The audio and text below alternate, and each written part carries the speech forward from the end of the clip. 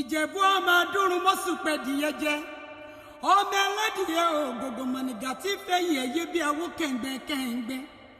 Ọmọ adìyẹ ń go. Nítòótọ́, iṣẹ́ ọnà kópa pàtàkì nínú ayẹyẹ Ojúde Ọba àti ọdún yìí. Ṣé ti ìmúra tó yàtọ̀ láàrin àwọn rẹ́gbẹ́rẹ́gbẹ́ ní káwí ni? Mọ́yọ̀ mọ́ ti ṣe mi ò lè pani.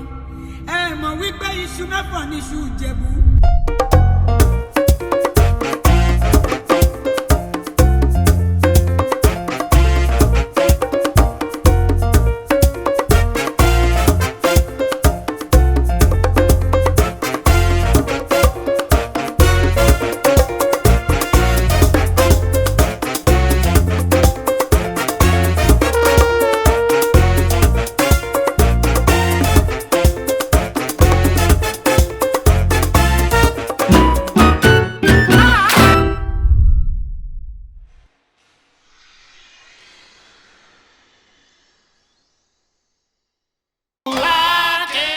Nínú fídíò yìí, a ó máa fi hàn yín àwọn kókó pàtàkì nínú ayẹyẹ Ojúde Ọba àti ọdún yìí.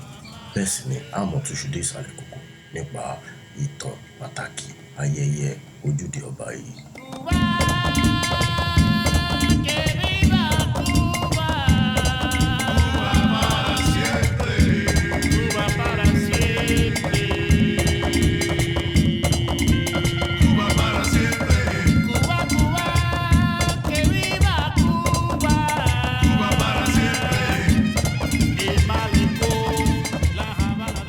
Ojúde Ọba jẹ́ ọdún tí ó wuyì ní ìlú Ìjẹ̀bú.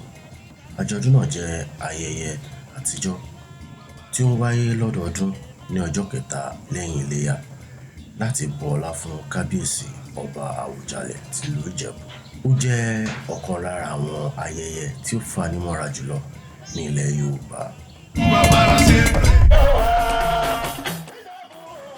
Ojúde Ọba ń fa èèyàn bíi mílíọ̀nù kan mọ́ra káàkiri àgbáyé, pàápàá jùlọ àwọn ọmọ Yorùbá àti àwọn ìran Ìjẹ̀bú.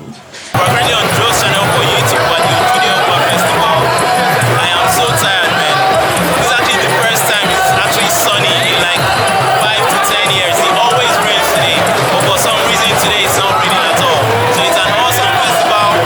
It's loud and it's having energy, man. So aside that, man, I'm tired. That's not very good. Yeah. So that's it. That's me.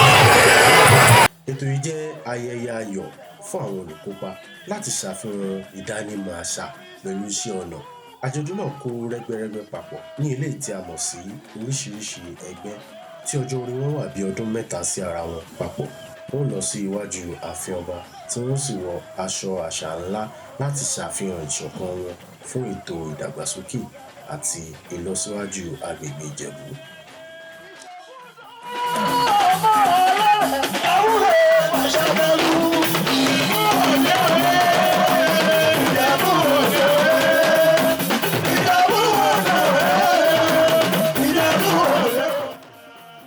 Nítòótọ́, iṣẹ́ ọnà kópa pàtàkì nínú ayẹyẹ Ojúde Ọba àti ọdún yìí. Ṣé ti ìmúra tó yàtọ̀ láàrin àwọn rẹ́gbẹ́rẹ́gbẹ́ ní káwí ni, tàbí orin aládùn ní ká sọ, pàtàkì jùlọ àwọn ẹṣin tó rẹwà?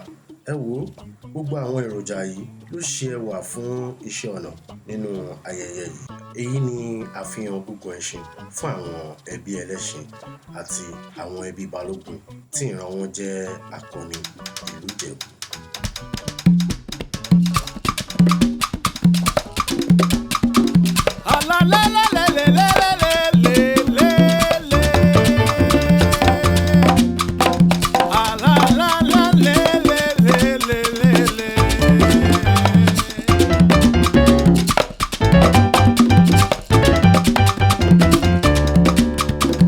Rumba, rumba, rumba.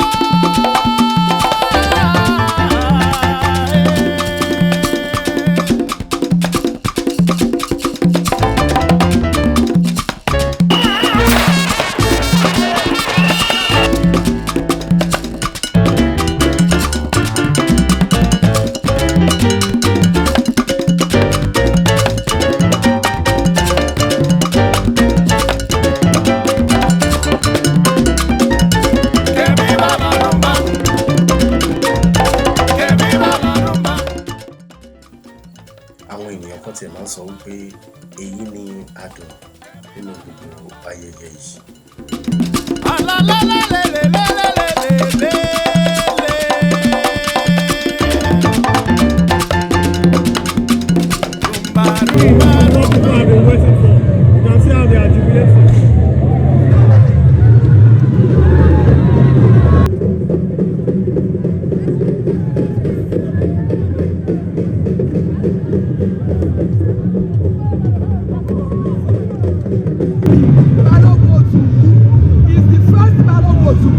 Of Ijebu land. He fought for Ibadan, Ijebu and Yemoji. He fought against the white people when they come into the south of Nigeria. And then he took the crown. So he was awarded as the first Balogun of Ojude. After him, then Balogun Kuku, because Balogun Kuku was like a steward to him.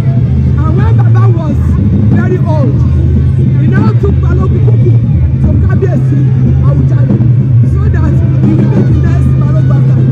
So those two Baloguns, they are the first and second Balogun of the Ijebu. Baba is the greatest. I am a black doctor.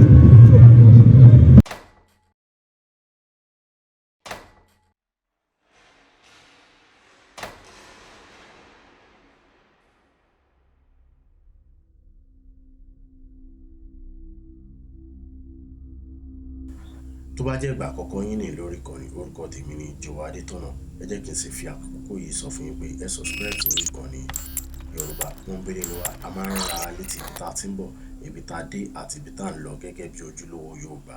Kí ìtàn Yorùbá bí eléyìí má bàa parun la ṣe dá ìkànnì yìí sílẹ̀. Ayẹyẹ Ojúde Ọba ní ìtàn ìyàlẹ́nu tí ó kọjá ọdún 124 sẹ́yìn.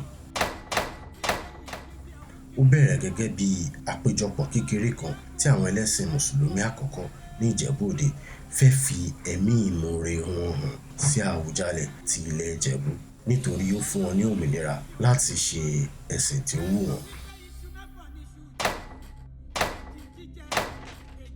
Ní ọdún 1896, ìṣẹ̀lẹ̀ kan ṣẹlẹ̀ ní ìgbà tí àwọn olólùfẹ́ onígbàgbọ́ méjì kan gbìyànjú láti yí olóyè Balógun Kúkú padà sí Kristẹni pẹ̀lú kí ó yan ìyàwó kan péré nínú gbogbo àwọn ìyàwó rẹ̀, ṣùgbọ́n Balógun Kúkú kọ̀ jálẹ̀. Bẹ́ẹ̀ ni ó sì darapọ̀ mọ́ ẹ̀sìn Islam nítorí ẹ̀sìn yìí gbà láyè láti ní obìnrin púpọ̀. Ọrọ̀ àti agbára tí olóyè Balógun Kúkú ní ó jẹ́ kí ọ̀pọ̀lọpọ̀ èèyàn bẹ̀rẹ̀ sí ní sin ẹ̀sìn Islam. Islam sì tàn káàkiri agbègbè náà. Wọ́n kọ́ mọ́sálásí, àwùjọ àwọn Mùsùlùmí sì gbilẹ̀ ní ìlú Ìjẹ̀bú.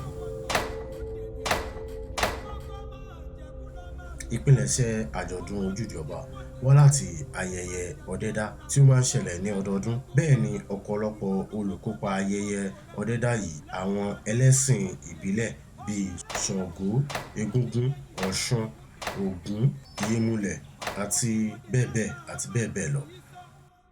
Àjọ̀dún náà gbajúmọ̀ ní ìgbà tí olóyè Balógun Kúkú gba ẹ̀sìn Islam.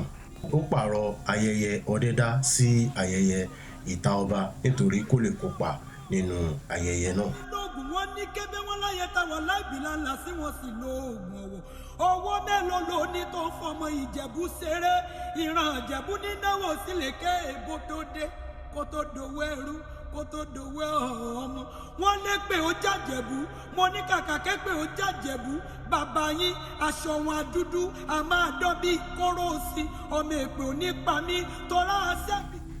Ayẹyẹ ìta ọba ló gbalẹ̀ ló di ayẹyẹ Ojúde Ọba tí èèyàn mílíọ̀nù kan ń fi ọkàn sí káàkiri gbogbo àgbáyé. Pẹ̀lú ìyàlẹ́nu tí ènìyàn tó ju 250,000 people tí wọ́n sì ń kópa nínú rẹ̀ ní ọdọọdún.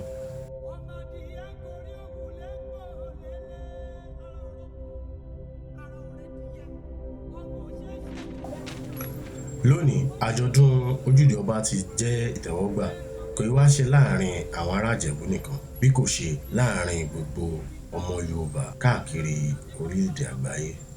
Àjọ̀dún Ojúde Ọba dúró gẹ́gẹ́ bí ẹ̀rí sí àṣà, ìṣẹ̀dálẹ̀ àti ìṣọ̀kan àwọn Yorùbá. Ó jẹ́ ayẹyẹ níbi tí àṣà àti ìṣe ti parapọ̀ láti jẹ́ ohun mánigbàgbé fún ọ̀pọ̀lọpọ̀ èèyàn.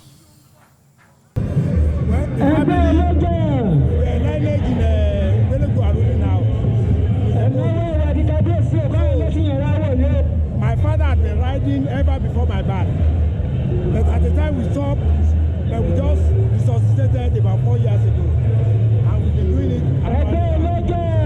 So Anibi, we are half a family house at Ijebu Ode Street in the Yoruba quarters.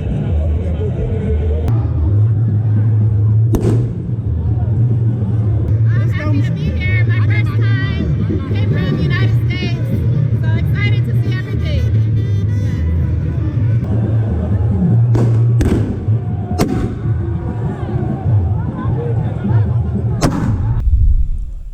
Kò ní jù báyìí lọ lẹ́ni lórí ìkànnì wa Àbínibí. Ẹ má gbàgbé pé Yorùbá pọ́nbélé ni wá, a máa ń rán wa létí ibi tá a ti ń bọ̀, ibi tá a dé àti ibi tá a ń lọ. Fídíò míì tí mo fi kẹ́ wò olóńjáde lójú móhùnmáwòrán yẹn. Ẹ wo, mo sì mọ̀ pé ẹ ní regret pé ẹ wò. Orúkọ tèmi ni Joe Adétọ̀nà lẹ́ẹ̀kan sí, bẹ́ẹ̀ sì ni kẹ́ má gbàgbé láti fẹ́ ra ara yín jọjọ, ire àti ayọ̀ kó máa tẹ̀lé yín lẹ́yìn títí ọjọ́ ayé yín gbogbo. Àmín. Àṣẹ Elédùmarè.